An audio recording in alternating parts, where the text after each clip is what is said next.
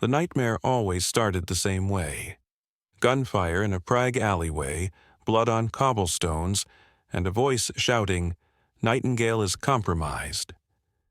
Anna would wake up screaming in her small apartment above the diner, her landlady, Mrs. Peterson, rushing upstairs to comfort the poor girl with no memory. But tonight was different. Tonight, Anna remembered the face of the man who'd betrayed her, and she knew her 8 months of peaceful anonymity were about to end.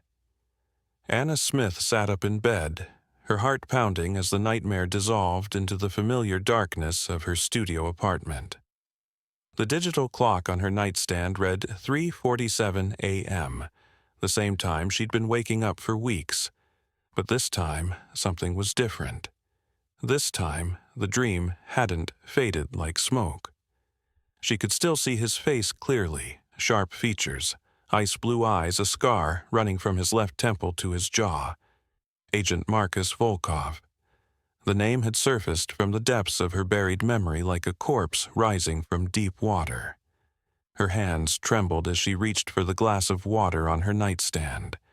For 8 months, she'd been Anna Smith, the woman with no past who'd appeared in Cedar Falls, Montana, after a devastating car accident. The small mountain town had embraced her, giving her work at Peterson's diner and asking no questions about the life she couldn't remember. Dr. Elena Rodriguez, the neurologist who treated her at St. Mary's Hospital, had explained the condition: retrograde amnesia caused by severe head trauma. Everything before the accident was gone, locked away behind walls of damaged neural pathways. The brain, Dr. Rodriguez had said, would protect itself by forgetting what was too painful to remember. But the nightmares suggested otherwise. They came in fragments, flashes of violence, faces speaking in languages she couldn't consciously recall, the feeling of a weapon in her hands that felt as familiar as breathing. Each morning, she'd wake with her pulse racing and the taste of adrenaline in her mouth, but the images would slip away like water through her fingers. Tonight was different. Tonight, she remembered, Marcus Volkov had been her partner. No, more than that. They'd been lovers, operatives working deep cover for whom? The organization remained shadowy in her recovered memory, but the betrayal was crystal clear. A handoff in Prague, intelligence that would save hundreds of lives, and Marcus choosing money over loyalty. Anna pressed her palms against her temples, trying to force more memories to surface. But the effort only brought pain, a sharp stabbing sensation behind her eyes that Dr. Rodriguez had warned her about. "Don't force it," she'd said. "Memory recovery needs to happen naturally, or you risk psychological trauma." Too late for that, Anna thought grimly. The trauma was already here, sitting in her chest like a cold stone. Mrs. Margaret Peterson found Anna in the diner's kitchen at 5 a.m., mechanically preparing coffee for the morning rush. The older woman had become a surrogate mother of sorts, providing stability and unconditional kindness to the lost girl who'd landed in their community. "Another nightmare, honey?" Mrs. Peterson asked gently, tying her apron around her ample waist. Anna nodded, not trusting her voice. How could she explain that the nightmares were becoming more like memories? That the peaceful life they'd built together was starting to feel like an elaborate disguise? Dr. Rodriguez said they might get worse before they get better. Mrs. Peterson continued, beginning her morning prep routine. "Your brain's trying to heal itself. That's got to be painful work." If only it were that simple, Anna thought. She'd been researching her condition online, reading medical journals and case studies during her breaks. Retrograde amnesia rarely presented with the kind of specific, recurring imagery she was experiencing.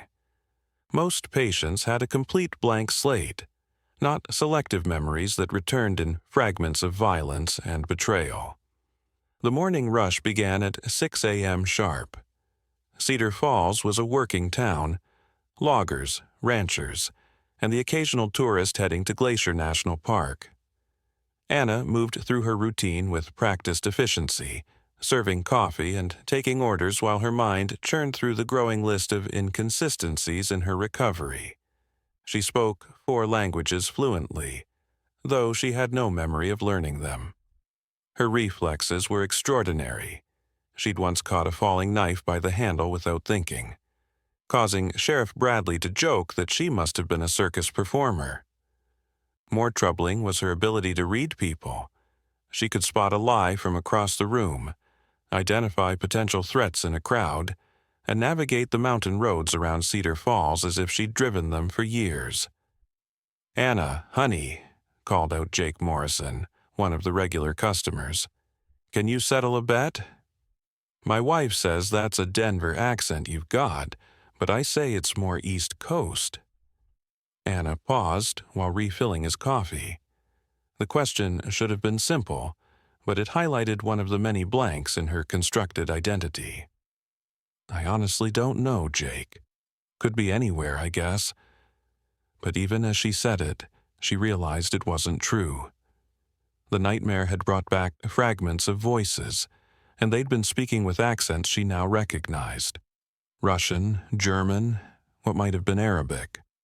Whatever life she'd lived before the accident, it hadn't been confined to one country or even one continent.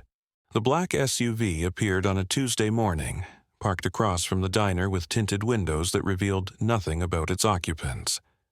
Anna noticed it immediately, a skill she couldn't explain but couldn't ignore. The vehicle was too expensive for Cedar Falls, too clean for the dusty mountain roads, and positioned with a clear view of the diner's entrance. She mentioned it casually to Sheriff Bradley when he came in for his usual lunch of meatloaf and mashed potatoes. "Probably just tourists," he said, glancing out the window. "Wrong turn on their way to the park. Happens all the time." But Anna's instincts screamed otherwise. She found herself automatically noting exit routes, assessing which customers might be potential shields, and calculating the distance to the kitchen knives. The reactions were automatic, professional, and completely at odds with her supposed identity as an amnesiac waitress. The SUV remained in position for 3 hours before driving away. Anna watched it disappear around the bend toward the highway, but she knew it would be back. Somehow, her quiet life in Cedar Falls had been discovered. That evening, she found herself doing something that should have been impossible for someone with her supposed medical history. She conducted a counter-surveillance check of her apartment and the diner, looking for listening devices, cameras, or any sign that her sanctuary had been compromised. She found nothing, but the skills came naturally as if she'd done this 1,000 times before. The realization was terrifying and liberating in equal measure. Whatever she'd been before the accident, she was still dangerous.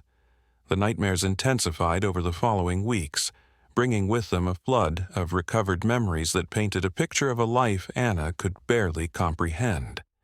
She saw herself in expensive hotels in European capitals, speaking with contacts whose faces remained frustratingly blurred. She remembered the weight of weapons that felt familiar in her hands, the adrenaline rush of missions where failure meant death. And always, Marcus Volkov remained at the center of it all. Her partner, her lover, her betrayer. The memories came in fragments during her waking hours as well. A customer's cologne would trigger a flashback to a safe house in Berlin. The sound of the helicopters overhead would bring back images of an extraction gone wrong in some unnamed desert. The sensation of being watched would cause her to automatically scan for threats with the efficiency of someone trained in survival. Dr. Rodriguez had warned her about traumatic memory recovery, but this felt like something more systematic, as if her brain was deliberately feeding her information in a specific sequence, preparing her for something that was coming. The preparation proved necessary sooner than she expected. Anna was closing the diner alone on a Thursday evening when they came for her. 3 men in dark suits, moving with the coordinated precision of a professional team. She spotted them through the window before they reached the door. The same black SUV from weeks earlier had returned, this time with backup. The lead man was tall, Nordic features, with the kind of confidence that came from never having failed at anything important. Anna's recovered memory supplied his name before he spoke. Agent Eric Lindqvist, CIA Operations Division. Behind him were two younger operatives she didn't recognize, but their stance and alertness marked them as serious professionals. The door chime sounded as they entered, and Anna continued wiping down the counter as if she didn't recognize the threat they represented. "We're closed," she said without looking up. "We're not here for the coffee," Lindqvist replied, his accent carrying traces of his Swedish heritage. "Hello, Sophia." The name hit her like a physical blow. Not Anna Smith, not the invented identity she'd worn for 8 months, but her real name, Sophia Kane. Agent Sophia Kane, they'd called her. The Nightingale. "I think you have me confused with someone else," Anna said, still not looking up from her cleaning. Lindqvist moved closer, and Anna could see his reflection in the stainless steel coffee machine. His hand rested near his concealed weapon, but he wasn't quite ready to draw. Professional courtesy, perhaps, or genuine uncertainty about her current capabilities. "Agent Sophia Kane," he said formally. "Missing for 8 months following a blown operation in Prague. Presumed dead until we received intelligence suggesting otherwise." Anna set down the cleaning rag and turned to face them. The movement was controlled, non-threatening, but she positioned herself with clear access to the kitchen and its various potential weapons. "My name is Anna Smith," she said calmly. "I work at this diner. I have amnesia from a car accident. Whatever you're looking for, I can't help you." The second operative, younger and clearly eager to prove himself, stepped forward. "Ma'am, we have satellite footage of you conducting counter-surveillance protocols around this establishment. That's not normal behavior for a waitress with brain damage." Lindqvist shot his subordinate a warning look, but the damage was done. They'd been watching her for weeks, documenting her unconscious lapses into trained behavior. The peaceful anonymity she'd built in Cedar Falls was completely compromised. "How much do you remember?" Lindqvist asked, his tone shifting to something approaching sympathy. Anna studied his face, reading micro-expressions and stress indicators with skills that definitely didn't come from waiting tables. He was genuinely concerned about her well-being, which suggested their relationship had been more than purely professional. "I remember Marcus," she said quietly. The effect was immediate. All 3 operatives tensed, hands moving closer to weapons, escape routes being reassessed. Marcus Volkov was clearly a name that still carried weight and danger. "What exactly do you remember about Marcus?" Lindqvist asked carefully. "I remember that he betrayed the Nightingale operation. I remember blood on cobblestones in Prague. And I remember that he's the reason I ended up in that car accident, running for my life with intelligence that could start a war." The conversation that followed took place in the diner's back office, away from the windows and potential surveillance. Lindqvist's team had swept the building for listening devices while Anna made fresh coffee, a civilian gesture that felt increasingly foreign as more memories surfaced. The Nightingale operation was a joint CIA-MI6 initiative, Lindqvist explained, accepting the coffee with the wariness of someone who'd learned not to trust anything in their line of work. "You were deep cover for 18 months, infiltrating a Russian intelligence network that was selling weapons-grade plutonium to terrorist organizations." Anna nodded, the details clicking into place like puzzle pieces. "I was positioned as an art dealer, gallery owner with connections to wealthy collectors who didn't ask questions about provenance." "Exactly. You developed a relationship with Marcus Volkov, who was supposedly a fellow CIA asset infiltrating the same network from a different angle. Lindqvist's expression darkened. What we didn't know was that Marcus had been turned months earlier. He was feeding information to the Russians while feeding us carefully controlled intelligence to maintain his cover. The handoff in Prague, Anna said, the memory now crystal clear. I'd obtained the location of the plutonium and the identities of the buyers, enough to roll up the entire network. You were supposed to transfer the intelligence to Marcus, who would courier it back to Langley. Instead, he attempted to eliminate you and deliver the information to his Russian handlers. Anna's hand moved unconsciously to her throat, where she now remembered the sensation of Marcus's garrote cutting off her air supply. She'd fought back, using techniques learned in training facilities whose names were still classified. The struggle had taken them into the alley where her nightmare always began. I killed him, she said simply. Lindqvist nodded. Self-defense, but his Russian contacts were closing in, and you'd been compromised. You had minutes to escape with intelligence that could prevent nuclear terrorism. So I ran. Stole a car, headed for the nearest safe house. Anna paused, understanding flooding through her. But there was no safe house, was there? The Russians had the network compromised from the beginning.